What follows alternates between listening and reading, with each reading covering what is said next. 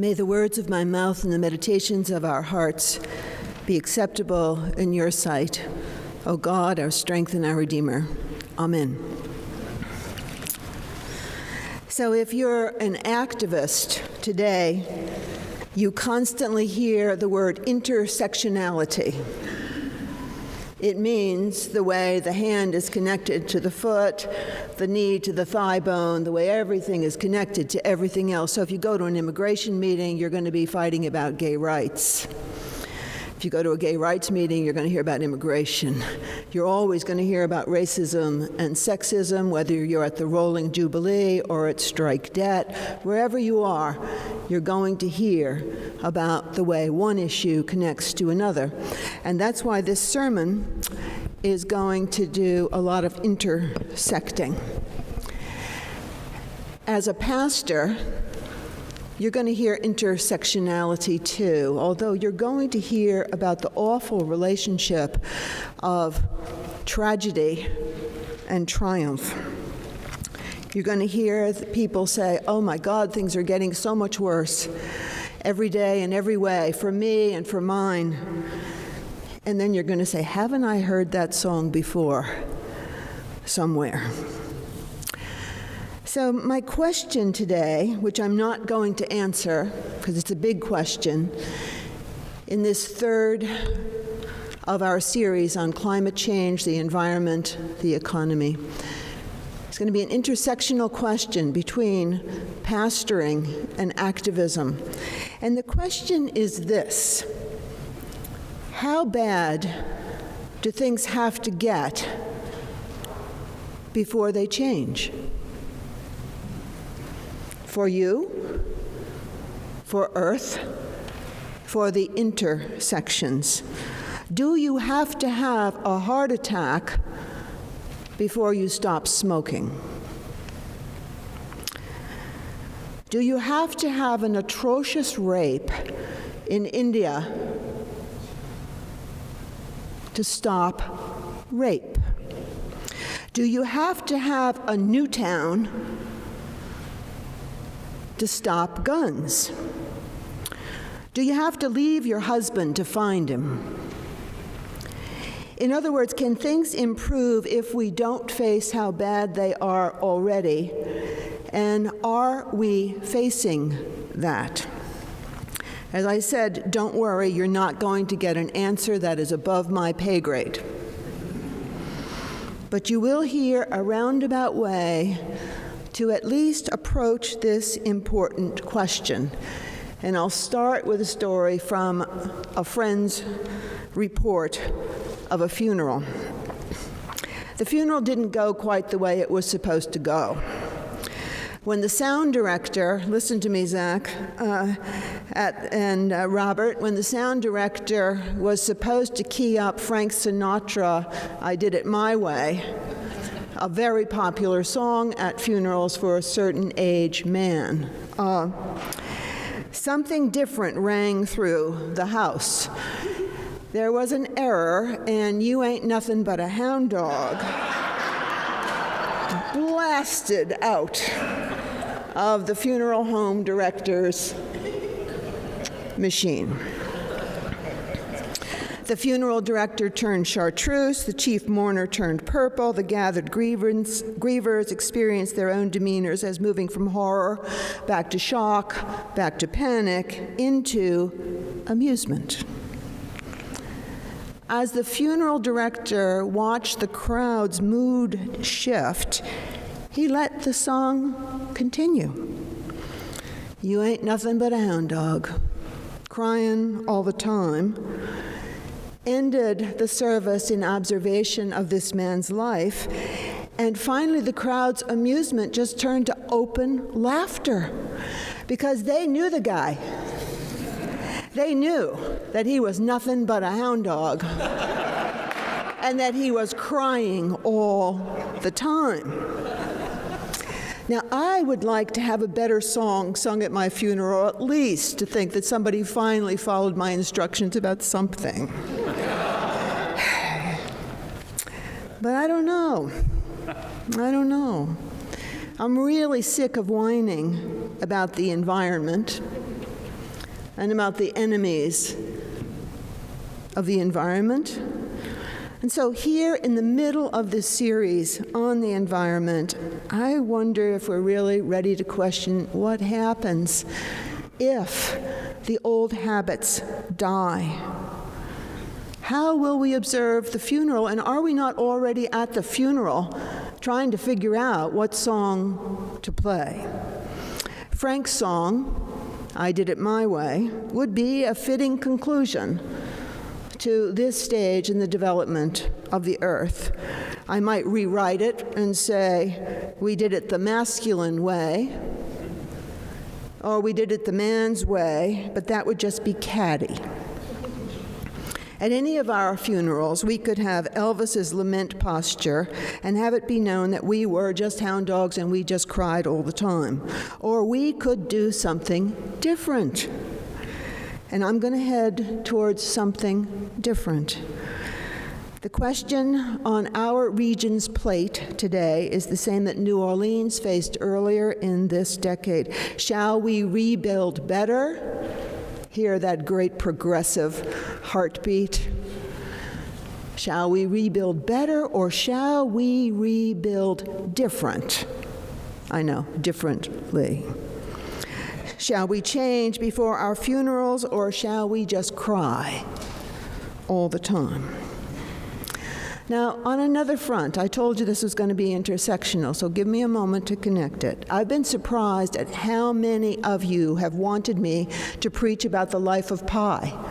It was the most popular sermon request for like 2 months, so I'm not going to do that either. But I'm going to say that many of us do apparently feel like we live in a lifeboat, with dangerous animals ever so nearby.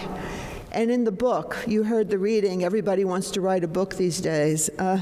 In the book, Life of Pi, 211 of the 354 pages are devoted to his life on a lifeboat. That's hard to do.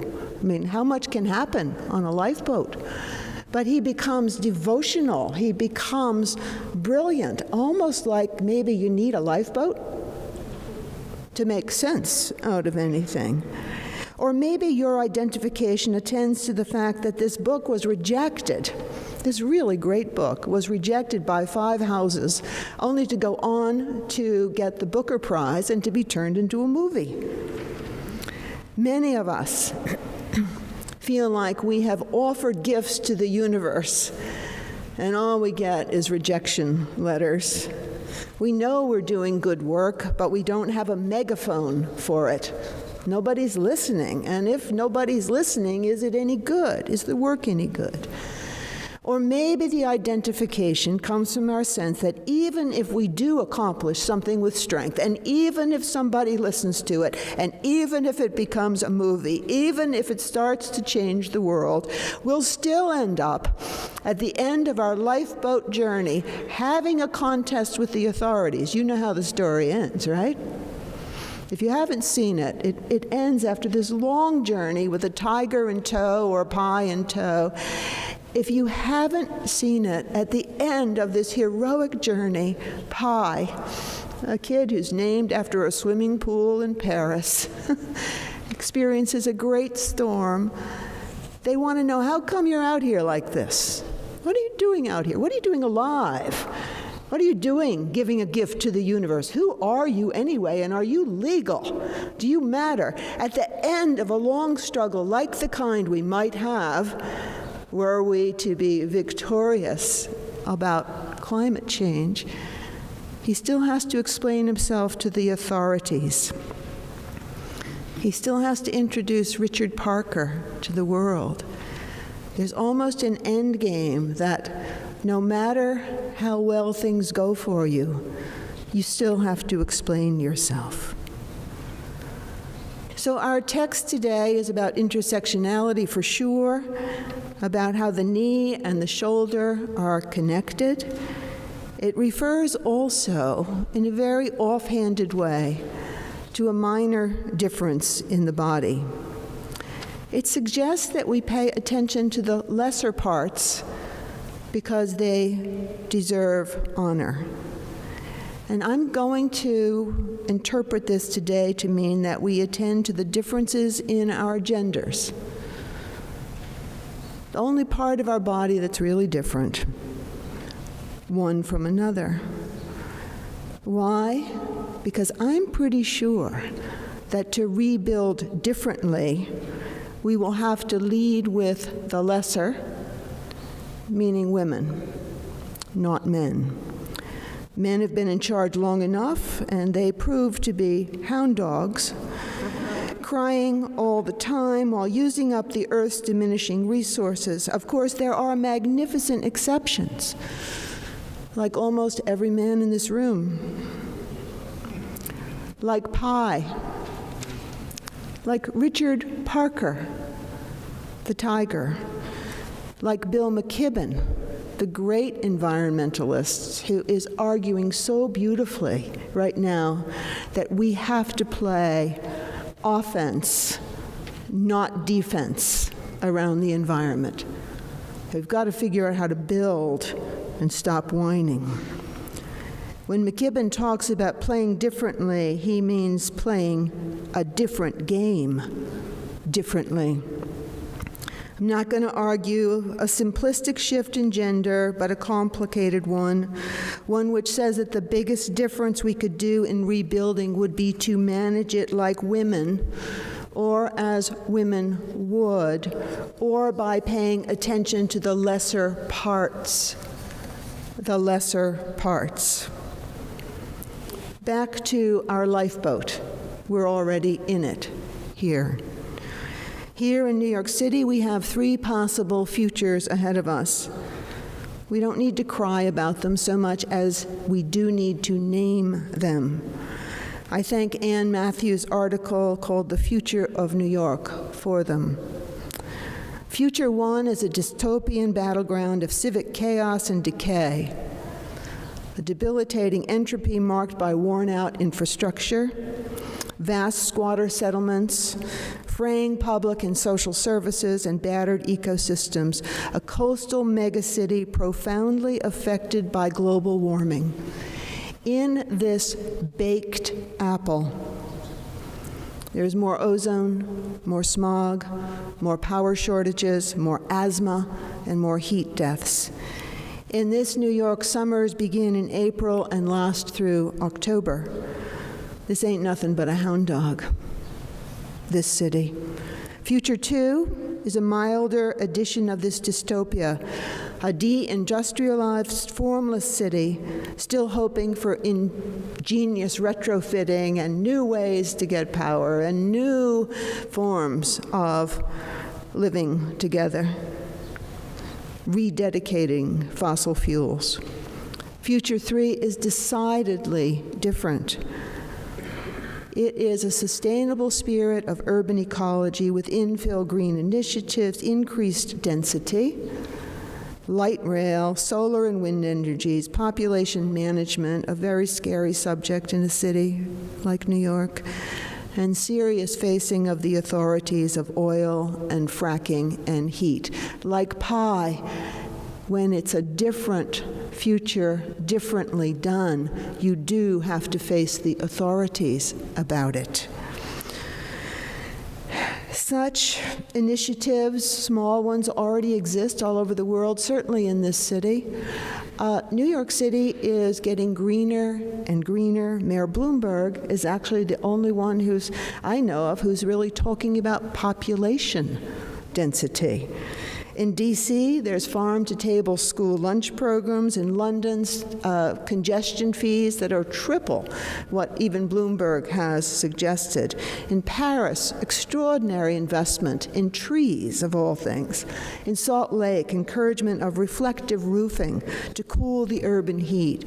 In Chicago, rooftop gardens. In Detroit, reclamation of older buildings happening at a magnificent pace.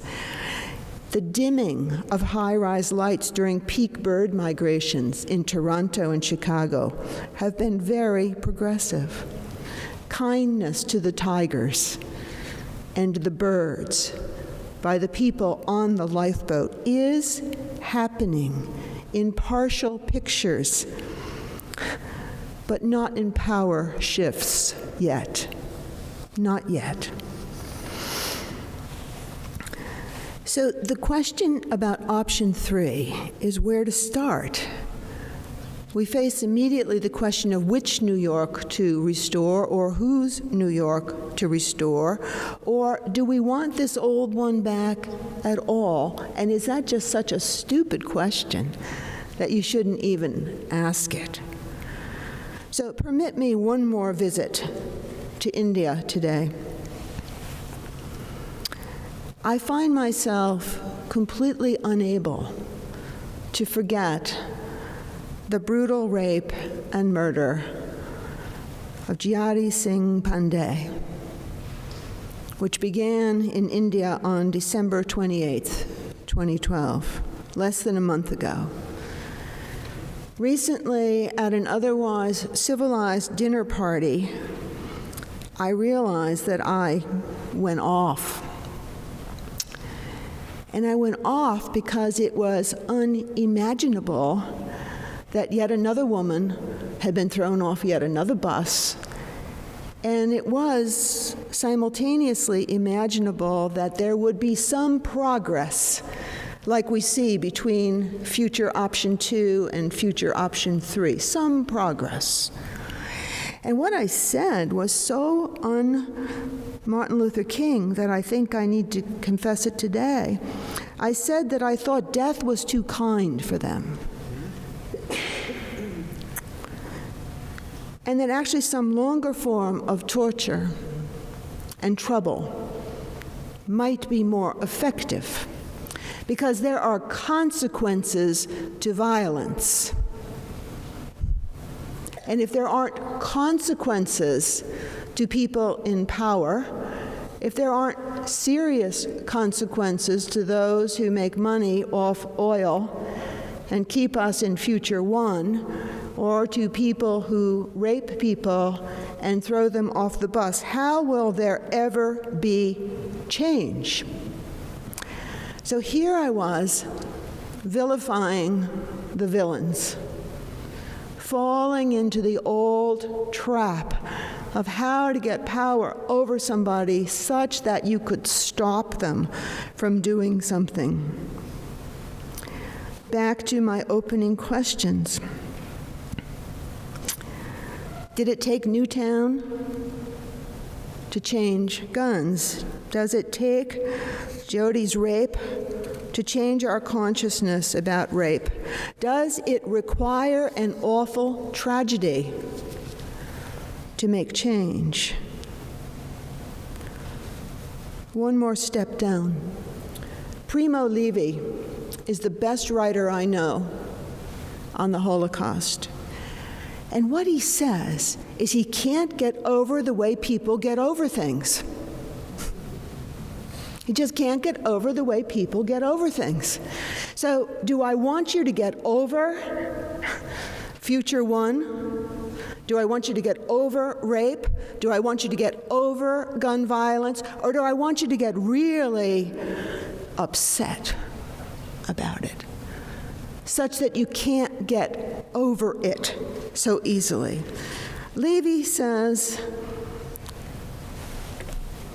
that the Germans charged the Jews the fare for the train round trip to Auschwitz. Made them pay for their ticket to be burned. Children were half price. How do we get over the baked apple?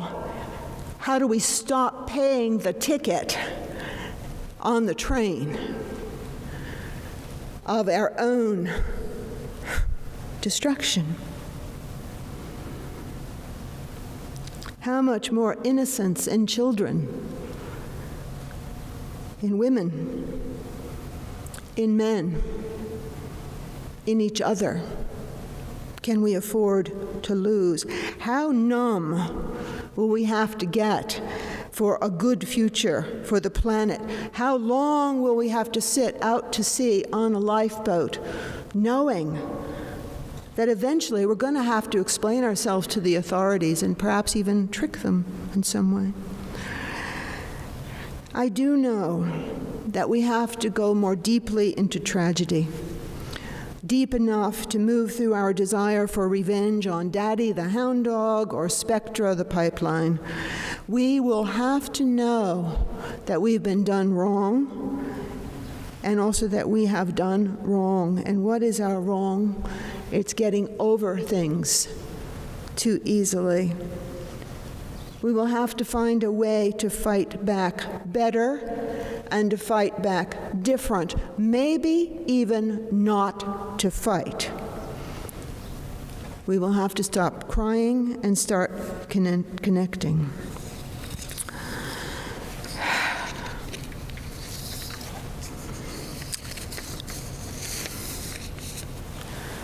When I say that I think something different could happen if we led as women lead, or have more women lead, here's where I'm going.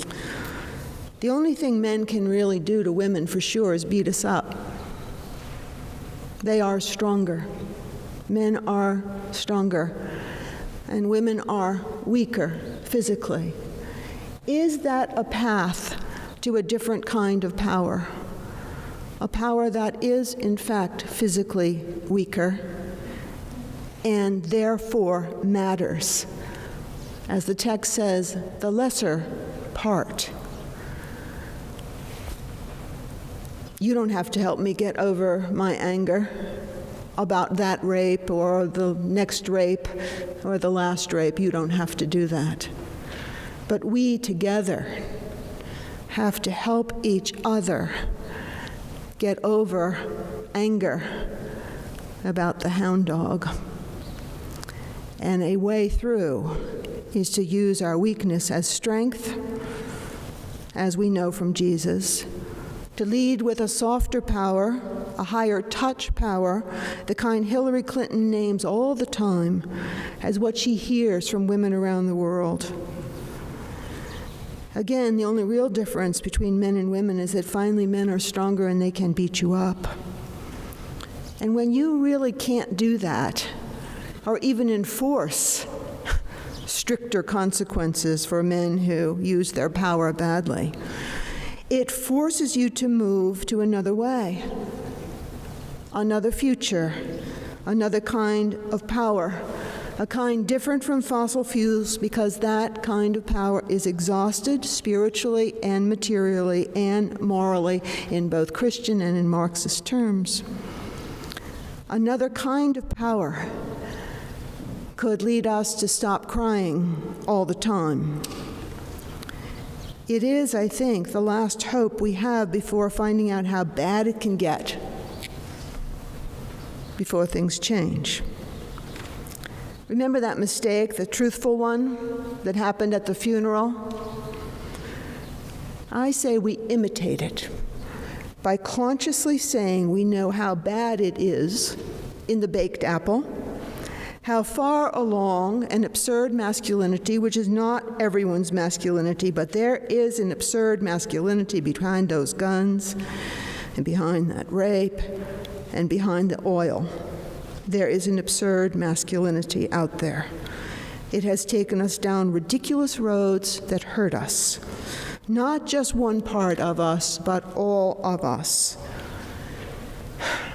And going to revenge would simply be to imitate it.